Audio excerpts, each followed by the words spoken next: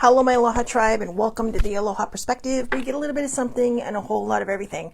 Happy Thursday. Happy Thursday.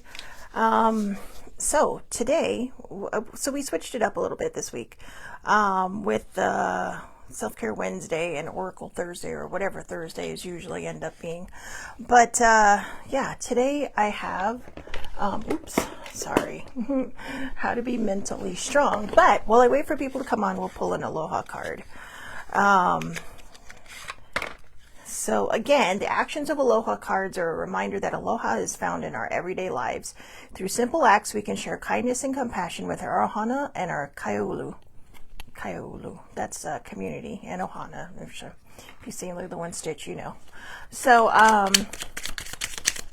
each card is a daily reminder to share aloha with those around you. So there you go. Good morning, Muddy. Well, that was fast.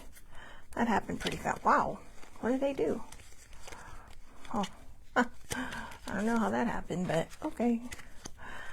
So, anyways, I feel so discombobulated today. I know we've been talking about that, like, when is she going to recombobulate? No idea. But today it's just like, I don't know if something's lifting or moving through me or what, but it's kind of like, ooh, you'll like this Aloha card. Eat dessert tonight. You deserve it. Eat dessert tonight. You deserve it. Good morning, Muddy. Good morning, older sibling. Oh, aloha, Muddy. Mahalo. All right. Sorry, guys. I lazed about this morning, so now I'm just trying to get functional during the show. I mean, I didn't even do my hair today. Usually it's curly, and I didn't feel like spraying it this morning with water. So, or I did, but then I'd still be dripping because I wouldn't have had time to dry. So you get the relaxed curls that I slept on, and you also get the curls that did not get affected by being slept on. So anyways, don't care. All right. Now I can see you all. Ooh, I got a high forehead. But that's always been the case. So, yay. I don't know. Maybe it means I'm smart or something. I have no idea. So eat dessert today. You deserve it. Eat dessert. Eat the dessert. I'm not usually a person that, says, hey, do the bad habits. But dessert is not a bad habit. And I think a lot of people think that, right? Because it's like, well, I have this and I have that. Yeah. So anyways, today we are talking about how to be mentally strong. So, number one, I'm going to break out my Aloha pen. Hey, I just realized it matches me. My boys play tonight, so you get Shelly sports mode this morning. So, actually it's just a shirt version of the jersey back there. So, woohoo! Anyways, okay, how to be mentally strong. Here we go. I'm going to read them through, then we'll talk through them, because some of them when I was writing down was kind of like, really? But, So, don't fear alone time. Don't dwell on the past. Don't feel the world owes you. Don't expect immediate results. Don't worry about pleasing everyone. Don't waste time feeling sorry for yourself. Don't waste energy on things you can't control. Don't let others influence your emotions.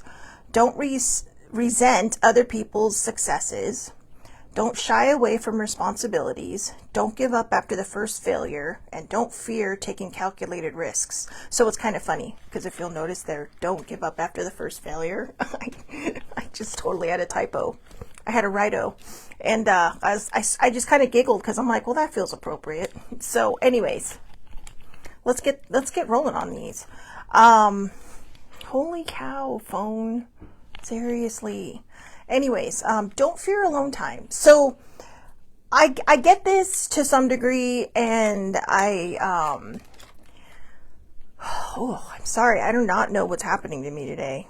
I'm just kind of like, I just feel like, if anybody remembers the Tasmanian devil, remember that little cyclone that he rode in? I feel like that's happening inside of me right now. Kind of like, whoa, what is happening? So anyways, don't fear alone time. I know a lot of times, like a lot of us are afraid of being alone. Maybe you got a lot going on in your head. Maybe there's a lot of just maybe the voices start talking to you in your head when you're alone and you just don't want to hear them. You're like, no, I don't want to deal with that. Sometimes we have to. That's the shadow work. That's your shadow saying, come on, so-and-so, we need to do this. It's time to get this rolling. We got to start this. It's, the better up and out than, pushed down and stuck there. So, then there's the flip side, because, I think I overvalue alone time, and that's not always good for me because I tend to isolate. Now, I think part of that is because I am an only child, and all the people you hear me talking about sibling and all those other things, they're adopted siblings to me. They're people that I became best friends with that just kind of transcended the friendship level into soul siblinghood and soul siblinghood, and including older sibling. So, or even transcended the normal family level, like baby sibling, who's my cousin.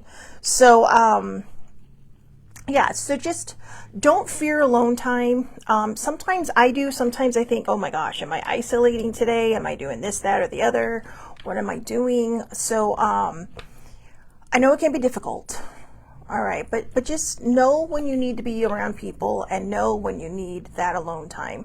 And again, if it's because you're afraid, and I don't mean the voices in your head, like, spooky voices. I mean, just your inner self saying, hey, we got a lot of healing work to do. Let's get rolling. And then you're like, nope, I'm going to go hang around like 1,000 people today, all friends, because I don't want to deal with it. So don't fear your alone time.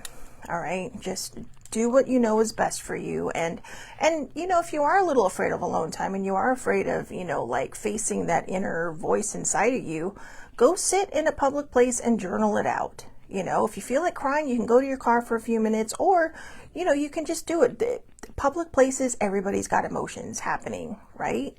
And who knows, I know Sammy and I were talking about personality. She's an INFJ, which, thank you for reminding me, because I was looking those up and I was trying to remember what you were.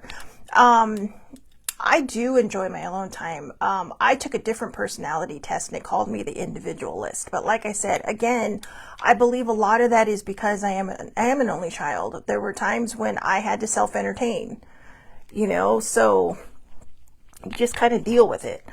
The next one, don't dwell on the past. I think a lot of us get stuck there, right? I think a lot of us, go, well, my life used to be like this and my life used to be like that, and it's not like that anymore, and I don't understand, and blah, blah, blah. And I get that. I had a firm foothold in my past for a very, very, very, very, very, very, very, very, very, very, very, very, very, very long time. Probably until recently, but because it was comfortable there, right? And I think that's why a lot of us like the past, because it's comfortable there. We know it, it's familiar, but it's like the quote that we talked about the other day, right? Life can only be understood backwards, but must be lived forwards. And it was Kierkegaard that said that. And I'm not sure what the context was around it, but the quote itself could be an entire chapter. Because when you go through healing, for other people, it'd be like, oh yeah, it's a great quote, blah, blah, blah. But for people, I don't know, for me, and maybe I'm, talking out of the side of my face when I speak for other people, but I would say that for people like me who've gone through this healing journey, it made so much sense when I heard it. In fact, when I heard it, the first thing I heard was life can be understood going backwards. But I'm sitting there under my breath going, yeah, but we have to move. We have to keep moving forward, But then the quote said, but you must live going forward. Or wait, hold on. Let me get you the exact quote in here. Life can only be understood backward, but it must be lived forward. And I thought, wow, I feel so validated right now. I feel so seen. I feel seen. So, we can tend to stay in the past. And here's another tricky bit. When I was healing, I think part of me got stuck in my past because I thought, how can I help others if I'm healed? How can I help others if I don't keep at least one firm foothold in my past? And then I realized that what happened to me is never going to go away. Sometimes the feelings and the triggers will come up. But the goal of helping people also, whether you're still in the middle of your journey or your post journey, healing journey of the really, really traumatic stuff, which is where I'm at. I always think there's going to be some kind of healing going on, but they're just little things, right? And, but I've learned the tools for triggers. I've learned the tools for moods. They don't always work. And that's when I know that it's time to go deep, and have alone time. But for the longest time I thought, and it wasn't even a conscious thought. I think it was a subconscious thought where it was like, I'm helping people and it's sort of helping me feel better. And, I get why I still am stuck here in this past. But as I healed, I realized I don't need to be that person, because I also want to be the person that shows people that, hey, look, we can move forward. You do not have to be your trauma. You do not have to be the bad things that happen to you in life to be able to help other people. You can, these things are always going to be a part of us. They don't just magically disappear because you healed. They're still there. Healing doesn't mean that it just disappears. Healing means you have learned, in my opinion, okay, just in my humble opinion, for me, healing has meant that I have learned how to handle the trauma when it comes up in my mind. When I see something very similar on TV, or I see a true crime show that's very similar, or all these other things. And it's how I learned how to handle the triggers, how I learned how to handle the emotions without going into a super spiral, So, when we dwell on the past, we tend to, forget that we need to be living in at least the present. It's okay to look back to see how far you've come, but don't live there. All right. And if you're stuck in your past, it's time to be in your present. It's time to say, hey, you know what? I deserve this healing.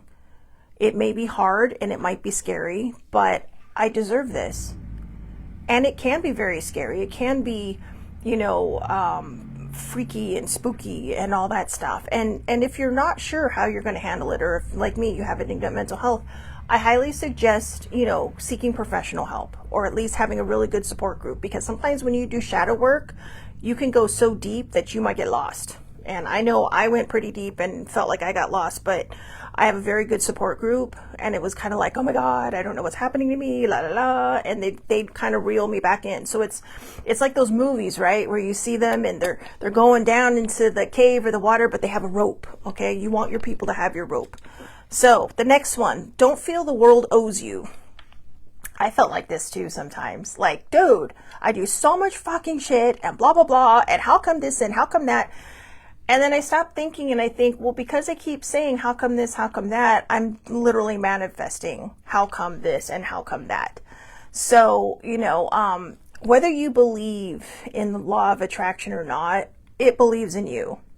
Okay? It believes in you. It's as simple as that. What you put out there is what you are going to get back. And if you keep putting out there bad shit, you are going to get bad shit back. And, if you keep saying, well, how come I don't get this? Or how come I don't get that? Or why does everyone else around me seem like they're... Because you keep asking the question. It's like saying, when you're having a bad day and you go, what next? And then, your higher power of the universe decides to throw you a curveball and you're like, Jesus, why? Whereas other people who don't feel like the world owes them, they're like, Jesus, take the wheel. So... whatever your belief is. But I think we get stuck when we feel the world owes us. And when we feel the world owes us, that is definitely not a good thing. I have had to learn that. And, sometimes I'll tell older sibling, I'd be like, I just don't get it. Why, blah, blah, blah. Just certain things. And she's like, now, she's like, just breathe. To which I usually huff at her and then I breathe. Because usually when she tells me to breathe, I'll be like, and she's all, no huffing. Yes, I know. I'm like a 52-year-old, 2-year-old. So, hey, get what you get. But yeah, we shouldn't really feel like the world owes us, because when we do that, we're actually hurting ourselves. We're holding ourselves back. And just so you know, I'm not preaching at you when I say this, because I am literally hearing the words I'm saying and going, Shelly Bree, are you listening? Because they're talking to you too. I know when I'm pointing, those 3 fingers are pointing back at me. So I need to feel that way too. And I think sometimes, that becomes kind of a prevalent thought amongst the people pleasers. It's like, well, I do so much for these people or those people or that person, and why don't I get anything in return? Because we're not supposed to do things expecting something back. We do it because it's what we do. We do it because it's the kindness in our hearts. We do it because it's the right thing to do. And you can set boundaries. If you are constantly doing for somebody else and they're not doing anything back, you can set boundaries and say, sorry, I can't today. I can't. I'm busy. I'm doing something, whatever. You are allowed to say these things. You're allowed to do these things. Okay. So don't feel like the world owes you. The next one, don't expect immediate results. So this is the hard part, right? When you manifest stuff, or you pray for something, or you set an intention, or you express a desire for something, it doesn't always just manifest overnight, even though we'd like it to, right? I mean, we'd like that little genie in the bottle and go, hey, and then poof. But sadly, there is no Aladdin genie. We have to figure it out for ourselves. I do have a genie, but she's a cousin. So, but when we expect immediate results, it's kind of the same thing as, don't feel the world owes you. Because then we start getting kind of huffy about it. We start getting a little annoyed about it. We start getting angry about it. And then you've turned your intention into basically trash, because now it's not going to matter, because you're expecting the results like this, and it doesn't always happen that fast, right? Like in TV shows, when they're all, well, did you get the DNA results back? Yeah, literally those take weeks, if not longer than weeks. But, we don't have an actual timeline in shows, right? And I'm sure there's some places where they can do the whole stat thing, and make it happen fast. But I think in reality, we expect everything like this. And I get that, guys. One of the reasons I chose this particular thing to do for this week is because these are a lot of things I struggle with. So, and so I don't want you to think that I'm just, coming at you going, well, this is how you stay mentally strong. No, this is, I think, a good reminder for all of us, whether you're just a person going through life, whether you're a person trying to trauma heal, or whether you're a person that's healed the trauma. Wherever you land in the spectrum of the world, I think we all kind of meet in the same place sometimes, that when there's something that we want it right now. And it's not always going to happen that way. So, don't expect immediate results, but keep feeding your intention, your manifestation, your prayer, your desire with love, with encouragement, with belief. And remember, if you're asking for something very specific, just say this or something better. Okay, this or something better. So, so that you're not kind of putting the kibosh on it, because that would not be good. Yeah, and Sammy's right. We're trained to want instant gratification, right? Look at technology. Look at technology. 30 years ago, I absolutely hated having a cell phone. Okay, well, maybe not 30 years ago. We'll go with at least 25 years ago. Okay, 25 years ago, I did not like having a cell phone. And this is back in the days when nothing like this, right? I mean, we couldn't even dream about this. We're having little tiny big screens in our pockets where we can do pretty much everything, where our entire life is on a phone. They were just those teeny little things. And, if you could text without having to push a number 5,000 times to get one letter, you were like, wow. Boy, I tell you, the kids nowadays have no idea how easy they have it when it comes to texting. But now we expect that instant gratification, right? I mean, for the iPhone users, and I don't know about other people, but I think it's specifically for iPhone users, and, Android users may have it for between their phones, but for iPhone users, for us blue circle people, I can actually write a message today and it will send tomorrow if I program it to. It's like, whoa. You know, it's like, what? I can do that? So somebody had to teach me that. But there's a lot of people that have to teach me a lot of things about my phone. But Sammy's right. We are taught about instant gratification. I mean, you know, my dad and I will be talking and we'll be like, well, what about this? Blah, blah, blah. And poof, we Google it and there it is. When I was thinking yesterday, because my dad put on a movie and I was feeling a little discombobulated. I mean, not mentally, but physically because of the whole ear thing right now. And it's very exhausting.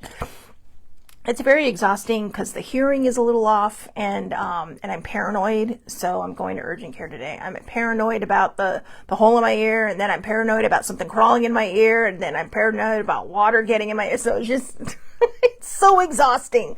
But we'll not be doing that again. Bad Shelly Marie. But yeah, I was thinking about how we used to play this game where we would guess what year the movie was.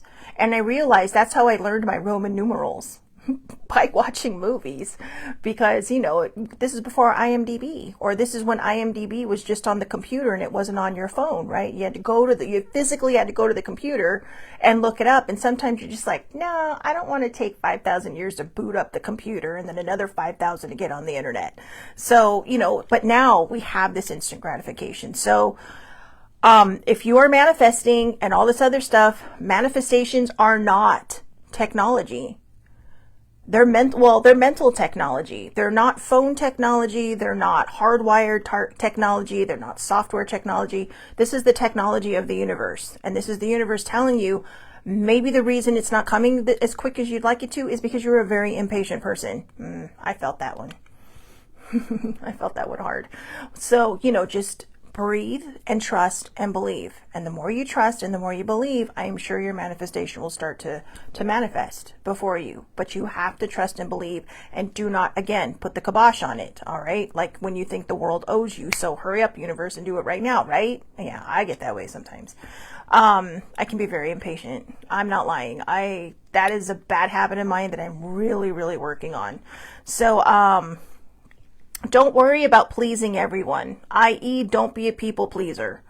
Don't worry about pleasing everyone. You are never going to please everyone. I had to learn that the hard way, right? I think we all did. Now, I know you're all saying, God, you're talking a lot about yourself, because I'm trying to relate, okay? I'm trying to relate because I get it. Like I said, I'm not just preaching these things at you. I try to pick things where I know that these are things that affected my life, or these are things that are affecting my life now, to try to be relatable and to try to help. Or maybe this is just my insecurity coming out. I don't know. But don't worry about pleasing everyone. We can't please everyone. I still think sometimes they do that and they worry, because I always worry that, you know, someone's going to see something I post and go, oh, I don't want to be around her anymore. Blah, blah. But it's like, you know what? If people choose to not be around us for something as small as what we've posted, then they probably don't need to be in your life. And that's a hard truth. That's a hard fact. And perhaps when the world manages to level out a little bit, everybody will kind of reunify, hopefully, you know. And when we do that reunification, we can allow back in the people who bring energy to our lives, who bring that good energy to our lives, not suck the life out of us, or, you know, get mad at us because we believe something different, or, you know, think they're a little bit higher on the totem pole because they believe one thing and, you know, and we don't, or, you know. So you are allowed to set boundaries, but you don't have to please everyone. The only person you should be pleasing in your life is yourself, so that you can serve, or, you know, provide, or, you know, offer yourself with a full cup. So there you go. Ooh, this is a good one. Don't waste time feeling sorry for yourself. Okay, so this one I had a teeny bit of a problem with, because excuse me.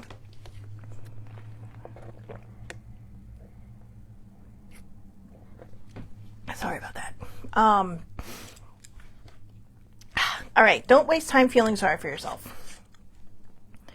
I think that this one's kind of a double-edged sword in a way, because we are going to have moments where we feel sorry for ourselves. We're going to have moments where, you know, if you're like me and you have a dinged up mental health, it's going to just kind of explode in a lot of different places. So, I would say take the time to move through it, but don't live in it. Don't live in it. So when it says don't waste time feeling sorry for yourself, just don't live in the feeling, okay?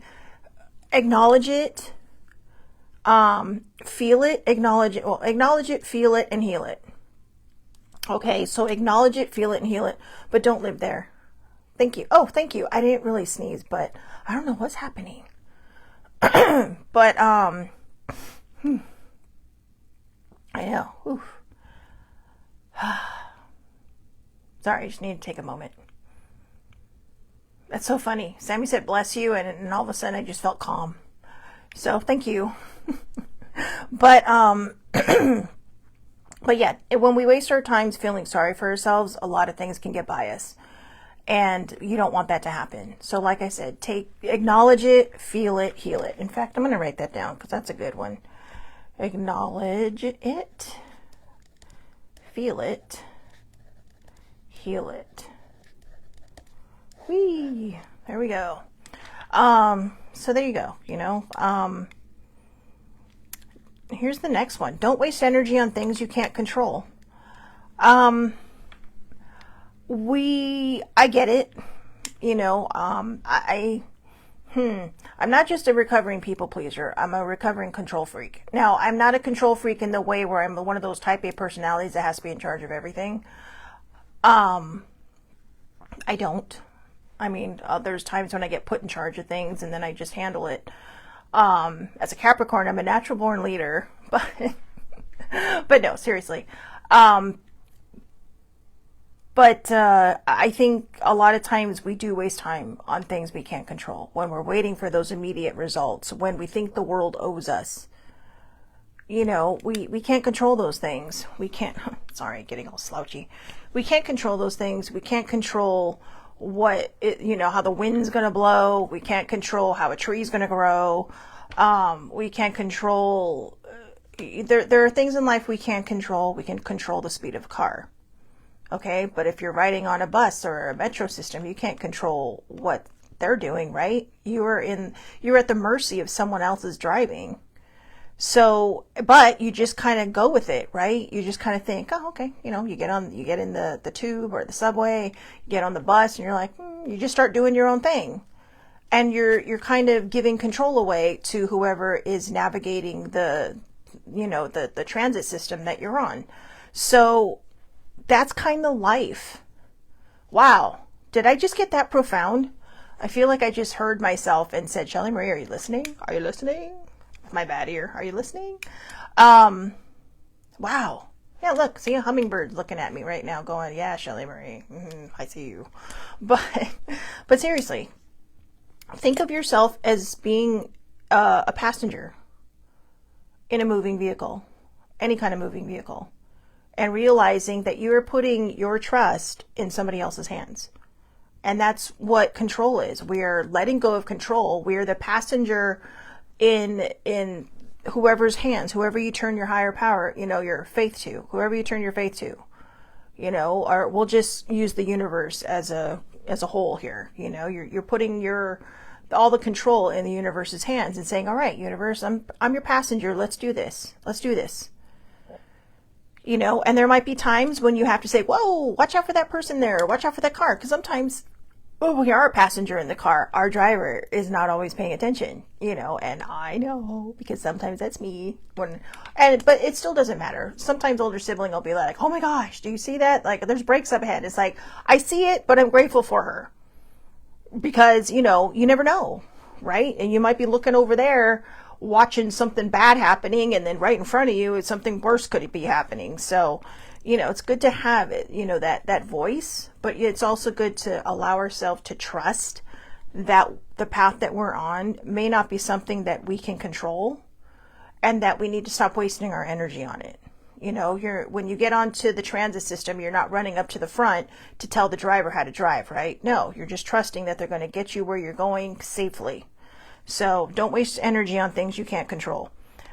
Don't let others influence your emotions. Wow, there's a lot of that going on nowadays. And I mean in the big grand spectrum of the world. That's right, the big grand spectrum of the world. There's a lot of people that just, I was kind of meditating this morning, and I just kept hearing, because it's like, are we ever going to get this world back in order? And then somebody sent me something too about how, like light codes and different things, and how, we really have to just kind of buckle down and just remind ourselves to put love out there. Because, and the question I asked during my meditation was, well, why does this keep happening? Why is the world in the state that it is? And all I got back was, they feed on chaos. They thrive on chaos. And when we stop to look around, even if the world right outside my window is hummingbirds and crows and little sparrows, they do thrive on chaos. All the baddies, we'll just call them baddies, right? All the baddies they thrive on chaos. And we need to not let them do that. So before you get angry about something, before you get, can you control it? Can you control what's happening? Can you control what you're getting angry about? If you can't control what's happening of whatever's making you angry, find your center. And I know how hard that can be, but like I said, feel it, acknowledge it, feel it, heal it, find your center. Okay? Hey, look at that. I left one place at the bottom of that little thing. When I made my big circle, there was one line left. Find your center. So acknowledge it, feel it, heal it, find your center. And don't let them influence your emotions, because what you're doing is you're putting out the chaos. And that's what they want. They want to thrive on chaos. All right? And they'll use any means possible to do it. Okay? So don't let people influence your emotions. The next one, don't resent other people's successes. Don't. You want to be successful? Go out there and be successful. The problem with this society is we measure success by how much money everybody has. Success can be, I don't know. I keep feeling, I'm still in IMDb mode, right? Internet Movie Database mode. And I'm thinking, you think that this person over there is super successful, but then you have this other person who's consistently working and has this long, resume, or CV as they call it. Now I have no idea what CV means, but this long resume of work that they've done in all different kinds of, genres, and all different kinds of, like shows or movies where they've played like everything from here to there, right? And you're just kind of like, wow. And that person's not measuring their success by maybe that other person who might be the bigger person in that show that they're in, or the bigger star of the movie they're in. They're saying, wow, look at me, I'm working. I'm staying steady. And sometimes that's the most important thing. Like, personally for me, I love character actors, because, they're everywhere and you're just like, wow, that guy can do that. So, or that girl can do that. They're amazing. So, we shouldn't resent other people's successes. It takes away our own energy, and it just kind of makes us bitter. And bitter's not good. I think that can go in a lot of directions. Sometimes we might resent other people's relationships because they have one, or because maybe you're struggling in yours. But like I said, you don't know what's going on behind their doors. So, just keep your eyes on your own paper. And just worry about your own life. All right. When I look at my life, if you were to put me on a piece of paper next to somebody who is society's version of successful, you would think that, wow, Shelley Marie, you've done absolutely nothing. But, and I'm relaying this in the sense of something I had to do with myself, because I'm like, God, I'm this age and I'm so far behind everybody else in life, that are my age and are so far ahead and doing this, that, and the other. Or maybe they had families, maybe they're having grandkids now, and here I am, and I'm living life like I'm in my 20s or my 30s or something. And I thought to myself, you know what? Your success isn't measured in money. It's not measured in accolades or awards, or in how many kids you have, or how many grandkids you have, or how long you've been married, or whatever. My success was getting through what tried to kill me. And I transcended that. I healed it. I had several near misses. That's what I call my close calls when it comes to I don't want to bring up the sad stuff, but when it comes to suicide, I've had my close calls. But that's my success. My success is that I transcended that and I made it. And if I do nothing more than that in my life, I think that is the ultimate success for me. Because I see the world differently now. I look at the world and, I know I can't fix people, but I know I can put love into this world to try to heal it. And hopefully it touches people around me and I'm able to help them as well. So, don't resent other people's successes, because what you're doing is you're doing a disservice to yourself. An absolute disservice to yourself. Because, you might have that person in that $1 million a year job going, I've worked so hard, but I've missed out on everything. And they might be having, they may resent the lesser busy person's life, saying, how do you do that? How do you not always want to push? And how do you slow down?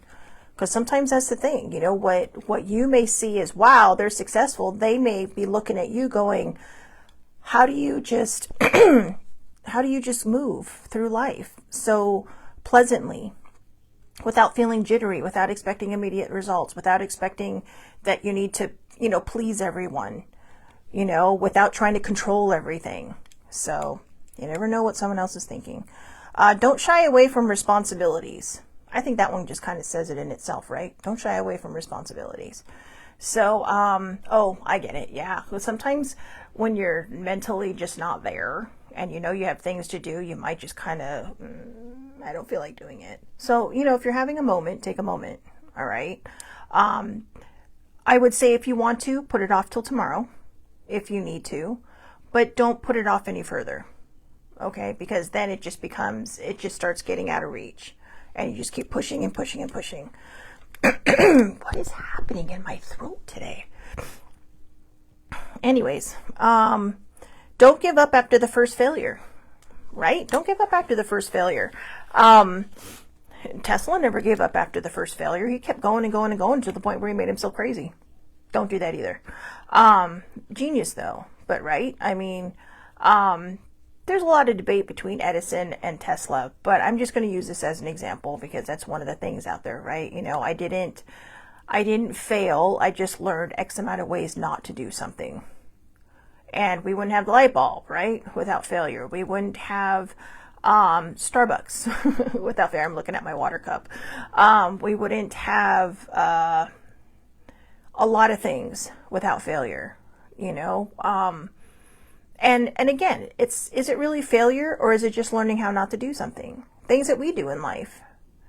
How have we figured out, this way doesn't work for me. It might work for somebody else, but this way doesn't work for me. So let's move in this direction. And you do it. And you're like, all right, this is good.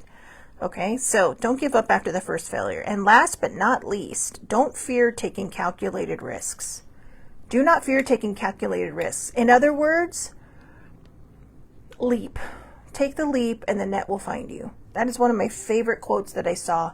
I was walking through a store and it was just randomly on some little piece of board that you put on your desk, and it just said, take the leap and the net will find you. Excuse me. My head is draining and I don't know why, unless it's finally fall.